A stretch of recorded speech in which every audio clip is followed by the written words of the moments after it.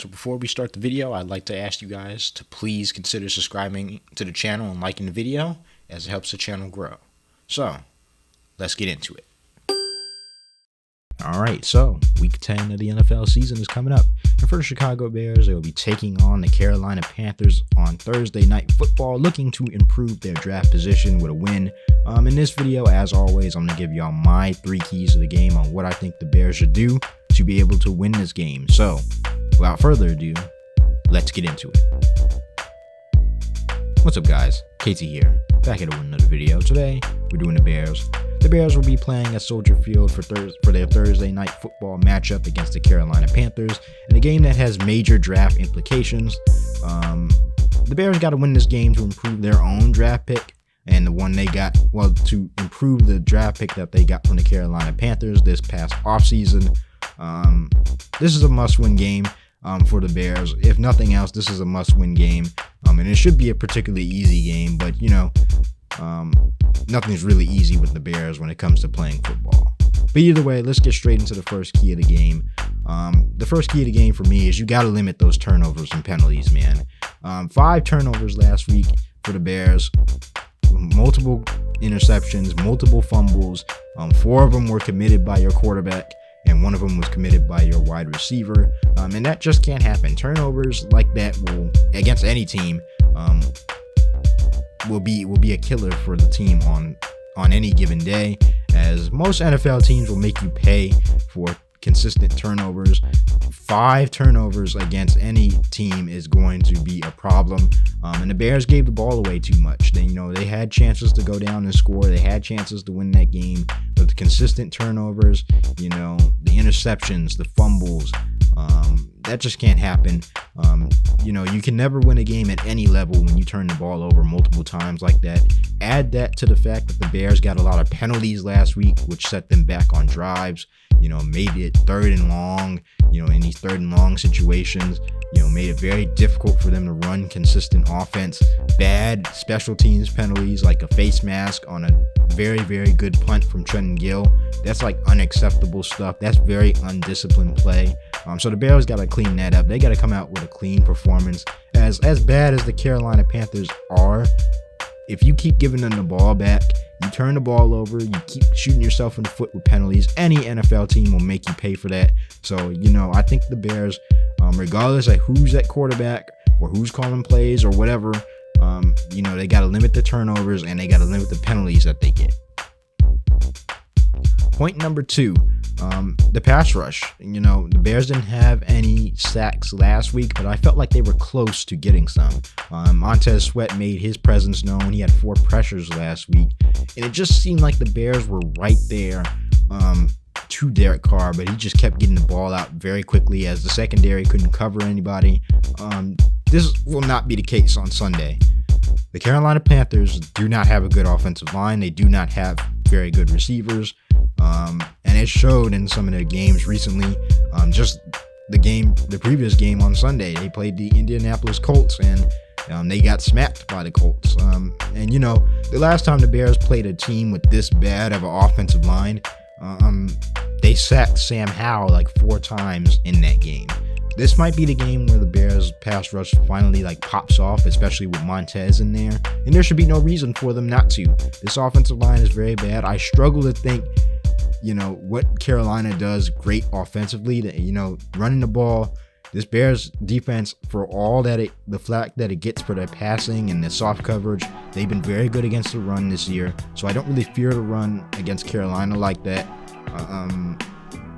That passing game for them as well. They don't really have a lot of weapons. Adam Thielen has looked nice this year, but if you take him away, they really don't have anything else. I do like Jonathan Mingo, but it's clear he's not necessarily ready yet to take those steps. So Bryce Young holds the ball for a long time because guys can't get open, and some of the route combinations that they call and stuff like that, it's just not a very good situation for him down there, and he does get sacked a lot. So I would like to see the Bears come out with at least 3 sacks this game. I feel like they can do that. I feel like they can get home with 4. But if not, continue blitzing with 6. See if you can get the blitzes home. But either way, there should be no reason why the Bears shouldn't come away with more than 3 sacks. If you give any quarterback extended time in the pocket, he will pick you apart. So, get the Bryce Young early, rattle his cage a little bit, force him to make those off-rhythm throws, force him to make bad decisions as he usually does when he's under pressure, and you have a really, really good chance of winning this game. Point number 3, run consistent offense, really. Regardless of who's at quarterback, the recipe for success is there, whether it's with Tyson Bagent or Justin Fields, who I'm hoping plays on Thursday. The recipe for success is there. We saw it in the first half of the Saints game. It's always like that for the Bears, especially, this year. They play the first half in recent games. They play the first half really, really well with their offense. They commit to the run game with either Deontay Foreman or Khalil Herbert, who's back as well, or like Roschon Johnson. They commit to that run game. They get their quarterbacks outside the pocket with good play action plays, make it easier for them, and then in the second half, you start to see, the classic Bears stuff. The coaches go back to letting the quarterback sit in the pocket forever. They don't move the pocket. They run these very predictable route combinations. Guys start turning the ball over. Guys start getting penalties. Guys start missing blocks. So, I would like to see a consistent, offensive game for the Bears on Thursday, as I think they can do it against this Carolina Panthers defense, especially without one of their best defensive players and their best pass rushers in Brian Burns. This Carolina defense is not good. It's just not good. This team is just not good. And you can run consistent offense against them. So I feel like whether it's Tyson Bagent or Justin Fields, work that run game, get them outside the pocket, make the throws easier for them, for either of your quarterbacks, limit the penalties on offense, limit the turnovers, get DJ Moore involved, as this is a game that he really circled on his calendar for obvious reasons. This should be his revenge game. He should see no less than 10 targets this game. Cole Kmet, make him a focal point in the red zone. Darnell Mooney started to come on in that first half of that game last week. So I feel like the Bears can run consistent offense when they want to. It's just a matter of cleaning up some very small and minuscule mistakes and very, very bad play calling decisions. So, either way, whoever's at quarterback, whoever's starting at running back, work that run game, run consistent offense, and you have a very, very good chance of winning this game. But either way, I think the Bears are going to win this game regardless, as the Carolina Panthers are not very good. I got the Bears winning 34-10. Like I said, I struggle to find what this Carolina Panthers team does well. I feel like the Bears will be able to stop the run on Thursday, so they shouldn't really have to deal with the threat of the run. And if you force this Carolina Panthers team to get back there and pass, they're usually going to mess something up. Guys can't get open. If you just blanket Adam Thielen, I don't really see any real other receiving threats other than Jonathan Mingo. Terrence Marshall Jr. is good, but they just don't have the talent to compete consistently. I know they had that one win against the Texans, but let's be honest, the Texans played a very horrible game on that game. So I feel like the Bears should be able to win this game particularly easily. Work the run game.